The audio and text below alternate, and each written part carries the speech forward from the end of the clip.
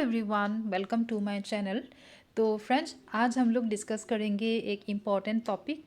And बहुत लोगों ने मुझे पूछा भी था कि कैसे रिसर्च प्रपोजल लिखते हैं। ठीक है, एक वीडियो बनाने के लिए बहुत लोगों ने बहुत बार बहुत टाइम रिक्वेस्ट किया, तो ये वीडियो आप लोगों के लिए है। ठीक है, तो ट्राई करते हैं कि रिसर्च प्रपोजल के बारे में एंड उनसे रिलेटेड जो एलिमेंट्स हैं उनके बारे में आप लोगों को प्रॉपर तरीके से समझ में आ जाए।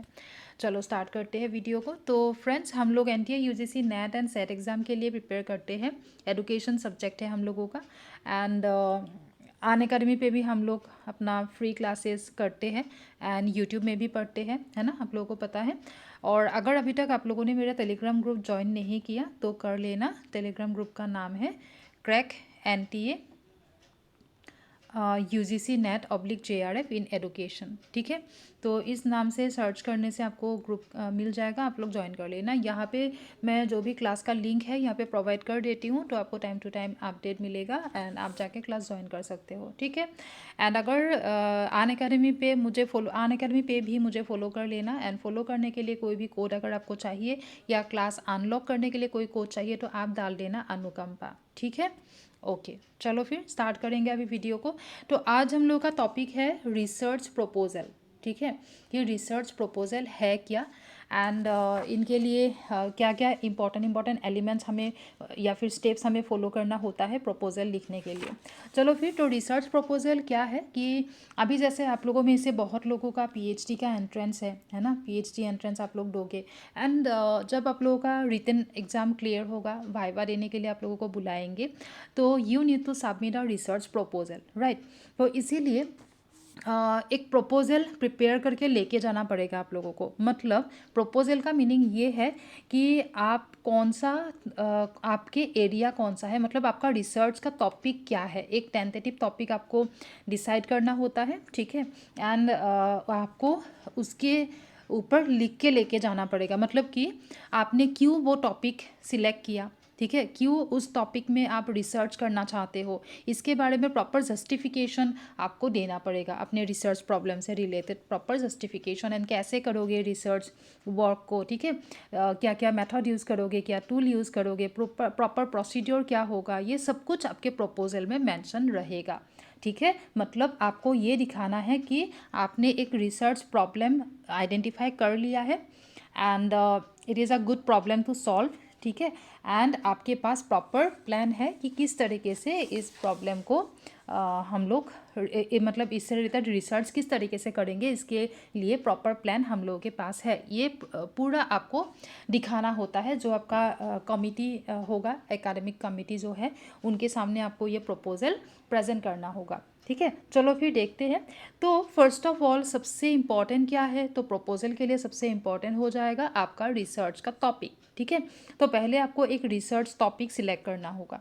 तो रिसर्च टॉपिक अभी कैसे सिलेक्ट करेंगे, तो देखो आप लोग क्या करोगे, पहले आप अपना जो इंटरेस्ट एरिया है वो देख लेना। ठीक है, कि कौन से एरिया में आप रिसर्च करना चाहते हो। मानो कि आप फिलॉसफी के एरिया में करना चाहते हो या साइकोलॉजी के एरिया में करना चाहते हो। ठीक है, या फिर टीचर एजुकेशन में करना चाहते हो या फिर इंक्लूसिव एजुकेशन में करना चाहते हो। कौन से एरिया में आप रिसर्च करना चाहते हो, वो आपका ब्रॉड एरिया है। ठीक है, फिर उससे रिलेटेड डिफरेंट रिसर्च वर्क आप स्टडी कर लेना। ठीक है, अभी क्या क्या रिसर्च उनसे रिलेटेड चल रहा है। ठीक है, या फिर उनसे रिलेटेड रिसर्च ऑलरेडी किस टाइप का रिसर्च हो चुका है, वो सब कुछ आपको थोड़ा स्टडी करना पड़ेगा। फिर आपको ये पता चलेगा कि कौन क्या काम उस फील्ड में क्या क्या काम अभी तक नहीं हुआ है। ठीक है, उसके हिसाब से हम एक्चुअली प्रॉब्लम सिलेक्ट करते हैं, रिसर्च टॉपिक सिलेक्ट करते हैं। ठीक है, तो ये सब कुछ करके आप पहले क्या करोगे, अपना रिसर्च टॉपिक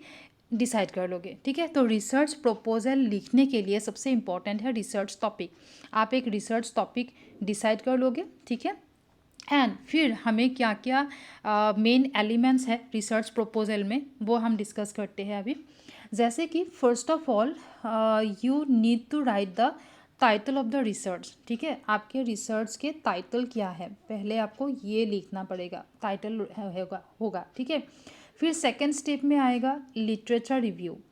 लिटरेचर रिव्यू आप लोगों ने नाम सुना है। लिटरेचर रिव्यू में हम क्या करते हैं कि हम लोग जिस टॉपिक में रिसर्च करना चाहते हैं, हम लोग के रिसर्च प्रॉब्लम का जो टॉपिक है, तो उनसे रिलेटेड रिसर्च ऑलरेडी किन लोगों ने किया है, ठीक है, किन लोगों ने ऑलरेडी उनसे रिलेटेड रिसर्च किया है।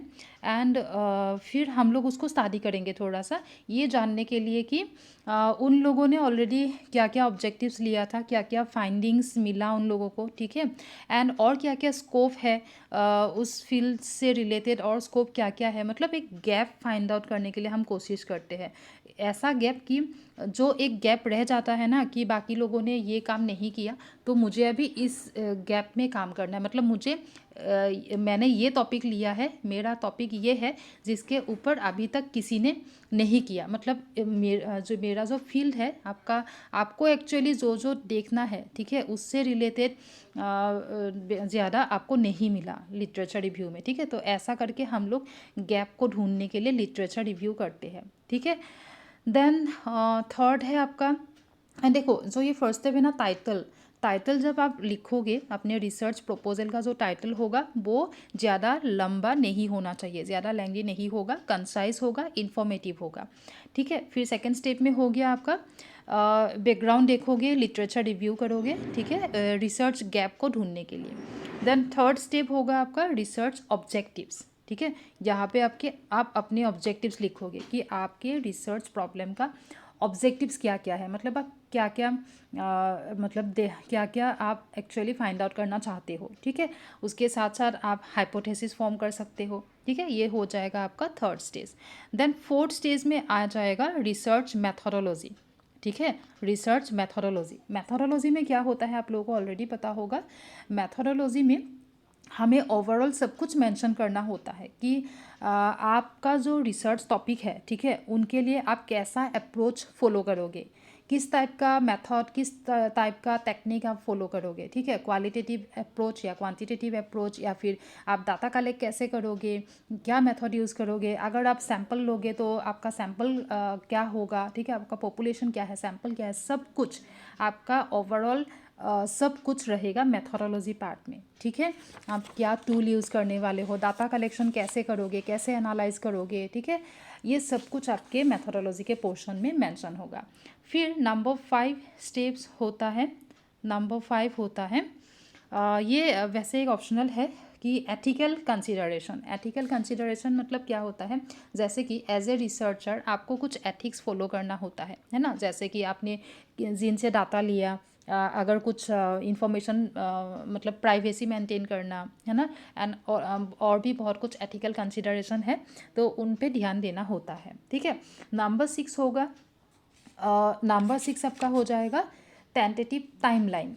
एक टाइमलाइन आपको बताना होगा कि आप कितने टाइम के अंदर अंदर ये रिसर्च ख़त्म करोगे, ठीक है, एंड उन टाइम पीरियड में आप क्या क्या कवर करोगे, ठीक है। तो एंड किस तरीके से आप मतलब आपका जो भी ऑब्जेक्टिव्स है वो सब कुछ अचीव करने के लिए आपको मिनिमम कितना टाइम पीरियड लगेगा, ऐसा टाइम पीरियड आपको यहाँ पे मेंशन करना होता है। एंड रिसर्च प्रपोजल में और एक बहुत इंपॉर्टेंट एलिमेंट होता है बजट, ठीक है। तो आपको यहाँ पे एक टेंटेटिव बजट दिखाना होता है कि आपको ओवरऑल आपका कितना खर्चा होगा, ठीक है। आपको कॉस्ट प्रेडिक्ट करना पड़ेगा कि क्या क्या इक्विपमेंट आप यूज़ करने वाले हो, या फिर कोई सॉफ्टवेयर अगर आप यूज़ करने वाले होंगे, ठीक है, जो भी मतलब जिसके लिए आपको पैसा लगेगा, ठीक है, तो बजट भी हम यहाँ पे दिखाएंगे, ठीक है, बजट दिखाएंगे। एंड फिर नंबर 8 है सिग्निफिकेंस ऑफ द रिसर्च।